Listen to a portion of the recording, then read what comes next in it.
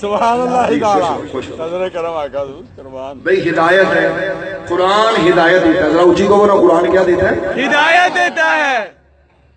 اچھا جی، قرآن ہدایت دینے والا کا کیا مطلب ہے کہ قرآن ہادی ہے؟ بولو نا، قرآن کیا ہے؟ ہادی ہے. قرآن ہادی ہے، قرآن ہدایت دیتا ہے. میں نے کہا اچھا جی قرآن ہادی ہے تو صاحب قرآن کے بارے میں آپ کا کیا خیال ہے؟ کیا ہے؟ سبحان اللہ تعالی. لوگ کہیں گے جی آپ فوراً جب ہم قرآن کی بات کرتے ہیں آپ صاحب قرآن کی طرف کیوں چلے جاتے ہیں؟ میں کہ میں نے بھی آج تک سمجھ نہیں آئی کہ آپ صفت کو تسلیم کرتے ہیں، ذات کا انکار کرتے ہیں. سانو یہ بھی کھیڑ سمجھاؤ نا یار. کیا فوری طور پہ آپ قرآن کی بات کرتے ہو؟ بے بدماشوں، مذہبی بدماشوں، ہم آپ سے یہ بھی آپ کو نہیں کہہ رہا ہوں، ان کو کہہ رہا ہوں جو ہے.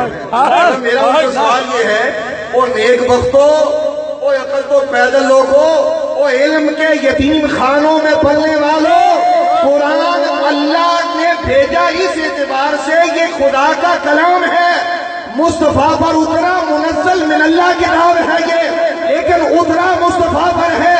مجھے یہ سمجھاؤ کہ جیسے چاند کی چاندنی چاند کے بغیر کیا ہے، سورج کی روشنی سورج کے بغیر کیا ہے، ارے اور بات بڑھا دوں، اللہ کے فرشتے اللہ کے بغیر کیا ہے، اور نیک بختوں قرآن والے کے بغیر کیا ہے. اس فیصلے کا جواب دو اور اس کا فہم میں ادا کرتا ہوں. اور ہم نے وہ بات لی ہے جو اپنی مرضی سے نہیں لی. آپ قرآن پڑھیے، خدا کا قرآن کہتا ہے قد جاءکم من اللہ نور و کتاب مبین. آگے خدا نے ذکر فرمایا اپنے حبیب کا اور ساتھ ہی قرآن کا ذکر فرمایا، اور پھر آگے کہا یا حبیب اللہ، ضمیر ایک بیان فرمائی، ذکر ذاتوں کا دو کیا، آگے ایک ضمیر کا ذکر کیا. لوگوں کو پتہ چل جائے وہ قرآن اور صاحب قرآن جب یہ ذکر کیے جائے تو پتہ چل جائے کہ ایک سے ہدایت نہیں ملتی، دونوں ہو تو ہدایت ملتی ہے. مسئلہ سمجھ میں آ رہا ہے؟ سبحان اللہ تعالی.